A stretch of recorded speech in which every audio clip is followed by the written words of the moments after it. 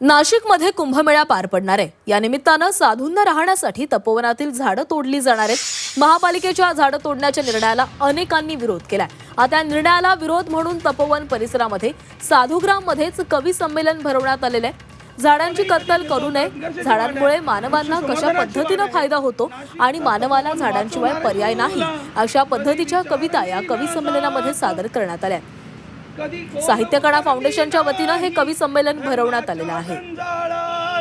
धर्माच्या जंजाळात समतेची उंच पताका फडकावत स्वारी निघते, समतेची उंच पताका फडकावत। या संदर्भात कवींबरोबर बातचीत केलेली आहे आमचे प्रतिनिधी सागर गायकवाड यांनी। नाशिकमध्ये होणाऱ्या सिंहस्थ कुंभमेळ्याच्या पार्श्वभूमीवर तपोवन परिसरात असलेल्या साधूग्राम येथील 1800 झाडं तोडणार असल्याच्या महापालिकेकडून जाहीर करण्यात आलं होतं। याबाबत सुनावणी देखील पार पडली आहे।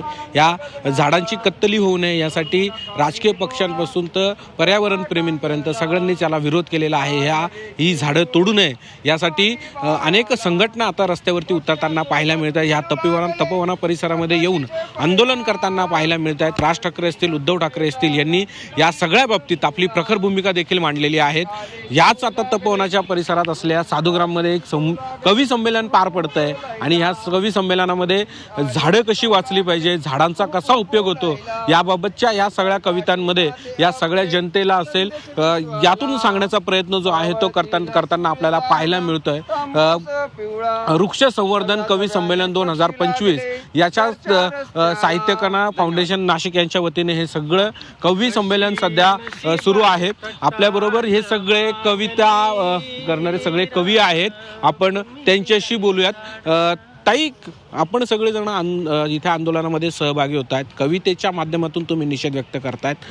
काय आपल्या या सगळ्यांमध्ये आपली भूमिका आहे, काय कशी तुम्ही ती कविता सादर करता? सर्वजण नाशिककर जागे झालेले आहेत आणि नाशिककर ही वृक्षतोड थांबवण्यासाठी प्रत्येकजण इथे निषेध नोंदवतो आहोत।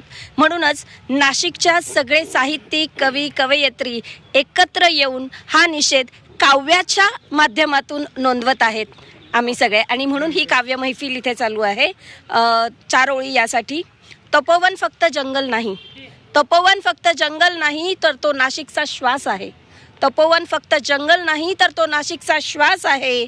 जपलं तर भविष्य हिरवं हिरवं, जपलं तर भविष्य हिरवं हिरवं आणि तोडलं तर उद्याचं भविष्य भकास आहे, तोडलं तर उद्याचं भविष्य भकास आहे। वृक्ष म्हणजे गारवा, वृक्ष म्हणजे सावली, वृक्ष म्हणजे विसावा, वृक्ष म्हणजे माऊली।